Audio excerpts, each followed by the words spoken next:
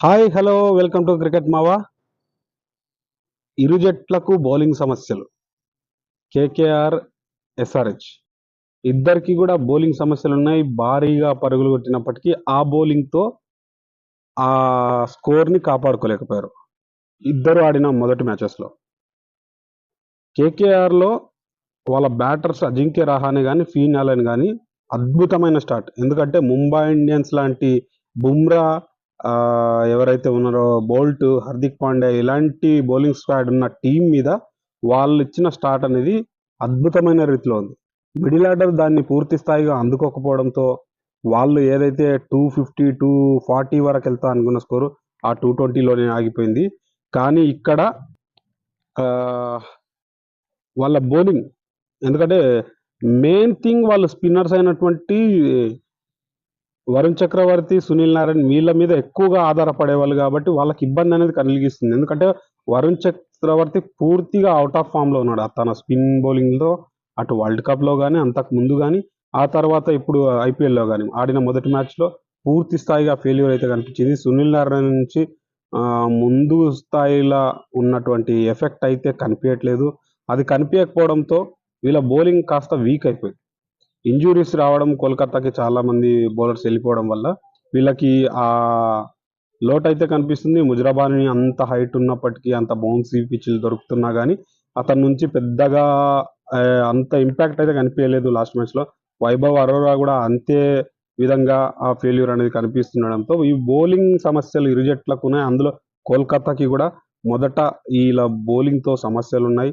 Team స్క్వాడ్లో ఇంకేమైనా మార్పులు చేర్పులు చేయాలా అనే ఆలోచనతో కూడా వీళ్ళు వెళ్తారు. ఎందుకంటే రచిన్ రవీంద్రాని గ్రీన్ ప్లేస్లో ఆడిస్తే ఎలా ఉంటుంది? ఎందుకంటే క్యామరూన్ గ్రీన్ కేవలం బ్యాటింగ్ కోసం మాత్రమే అయితే తనని ఆడించాల్సిన అవసరం లేదు. ఎందుకంటే బౌలింగ్, బ్యాటింగ్ చేస్తాడు, ఆల్రౌండ్ డిపార్ట్మెంట్ అని చెప్పేసి అతడికి ఆ భారీ మొత్తంలో పెట్టి టీంలోకి తీసుకొచ్చారు. కాబట్టి మరి ఆస్ట్రేలియా నుంచి వాళ్ళకి పర్మిషన్స్ రాలేదా, క్లియరెన్స్ రాలేదా తెలియదు కానీ ఓన్లీ బ్యాటింగ్కి మాత్రమే అతన్ని వాడుకునే అవకాశాలు ఎక్కువగా ఉన్నాయి. బ్యాటింగ్ కోసం మాత్రమే అయితే అతనికి బదులుగా రచిన్ రవీంద్రని ఆడిస్తే బాగుంటుంది. మరి చూడాలి. లాస్ట్ మ్యాచ్లో రఘువంశీ కానీ అదేవిధంగా అజింక్య రహానే, ఇటువైపు ఫీన్ అలెన్ అద్భుతమైన రీతిలో పర్ఫార్మెన్స్ చేశారు. రింకు సింగ్ బాల్ డాట్స్ చేస్తూ ఎక్కువ మొత్తంలో అనుకున్న స్ట్రైక్ రేట్తో ఆడట్లేదు. ఒకప్పటి రింకు సింగ్ ఆడిన స్ట్రైక్ రేట్తో ఆడట్లేదు. లాస్ట్ మ్యాచ్లో కూడా 22 బాల్స్లో 30 or 33 రన్స్ కొట్టాడు. ఆ స్ట్రైక్ రేట్ అనేది పెంచుతూ లోయర్ ఆర్డర్లో అతడు వస్తాడు కాబట్టి కాస్త వేగంగా ఆడాలి. సునీల్ నారాయణ్ని బ్యాటింగ్కి పంపాలి. ఎందుకో మామూలుగా అయితే సునీల్ నారాయణ్ని ఓపెనింగ్గా పంపిస్తారు. ఒక అగ్రెషన్ అటాకింగ్ మోడ్లో ఒక క్యామెల్ ఇన్నింగ్స్ ఆడి వెళ్ళిపోతాడు. కానీ అతన్ని ఇక్కడ మరి ఓపెనర్గా ప్రమోట్ చేయకుండా ఫీన్ అలెన్ అదేవిధంగా అజింక్య రహానే వీళ్ళ జోడి వెళ్ళింది కాబట్టి మరి వీళ్ళు కంటిన్యూ, ఎందుకంటే లాస్ట్ మ్యాచ్లో ముంబై మీద వీళ్ళు అద్భుతమైన రీతిలో స్టార్టింగ్ ఇచ్చారు కాబట్టి వీళ్ళనే కంటిన్యూ చేస్తుండొచ్చు. సునీల్ నారాయణ్కి బ్యాటింగ్కి పెద్దగా అవకాశం అయితే మరి ఈ సీజన్లో ఇవ్వరనే అనిపిస్తుంది. చూడాలి. అతన్ని ఓపెనర్గా ప్రమోట్ చేసి ఆ ముందు సీజన్స్లో ఆడించినట్టుగా ఆడిస్తే కొంచెం బెటర్గా ఉంటుందనేది నా ఒక అభిప్రాయం. చూడాలి మరి ఆడిస్తారా లేదా అనేది. ఇక్కడ హైదరాబాద్ విషయానికి వస్తే జయదేవ్ ఉనాద్కర్ కానీ అదేవిధంగా హర్షల్ పటేల్ కానీ వీళ్ళు స్లో పిచెస్ ఉంటేనే అద్భుతంగా వేస్తారు. నిజానికి కొంచెం బౌన్సీ పిచ్ వచ్చి కొంచెం బ్యాటింగ్ ట్రాక్ దొరికింది అంటే మాత్రం వీళ్ళు భారీగా పరుగులు ఇస్తారు. ఇక అనుకున్న రీతిలో నితీష్ రెడ్డిని సర్కిల్లో అతనితో బౌలింగ్ చేయడం అనేది వర్కౌట్ కాలేదు. అతని నుంచి భారీగా పరుగులు వస్తున్నాయి. వీళ్ళకి ఈ పేస్ డిపార్ట్మెంట్ అనేది పూర్తి స్థాయిగా చాలా చాలా చాలా ఇబ్బందికరంగా కనిపిస్తుంది. ఆ పేస్ డిపార్ట్మెంట్లో ప్యాట్ కమిన్స్ వచ్చి యాడ్ అయ్యేంత వరకు కూడా వీళ్ళ దగ్గర ఏమాత్రం బలం అయితే కనిపించట్లేదు. ఇక బ్యాటింగ్ డిపార్ట్మెంట్లో మన పులి అభిషేక్ శర్మ అదే అగ్రెషన్తో షాట్స్ ఆడి త్వరగా అవుట్ అవ్వడం కంటే కూడా కాస్త నిలదొక్కుని కొంచెం బాల్ ఎలా వస్తుంది, అదేవిధంగా పిచ్ కండిషన్ ఎలా ఉంది అని చెప్పేసి కొంచెం సేపు ఓపిక బట్టి అతడు ఆడితే ఇంకా భారీ స్కోర్లు వచ్చే అవకాశం ఉన్నాయి. లాస్ట్ మ్యాచ్లో ఆ ఫెయిల్యూర్ అయితే కనబరిచాం. డేవిడ్ కానీ హెడ్ కానీ, ట్రావిస్ హెడ్ కానీ అదేవిధంగా ఇటువైపు అభిషేక్ శర్మ కానీ వాళ్ళ ఫెయిల్యూర్ అయితే కనిపించింది. బ్యాటింగ్ ఇరు జట్లకి భారీగానే ఉన్నాయి. ఎందుకంటే లాస్ట్ మ్యాచ్లో వికెట్స్ పడుతున్నప్పటికీ ఒక ఎండ్లో క్లాసన్ కానీ అదేవిధంగా మరో ఎండ్లో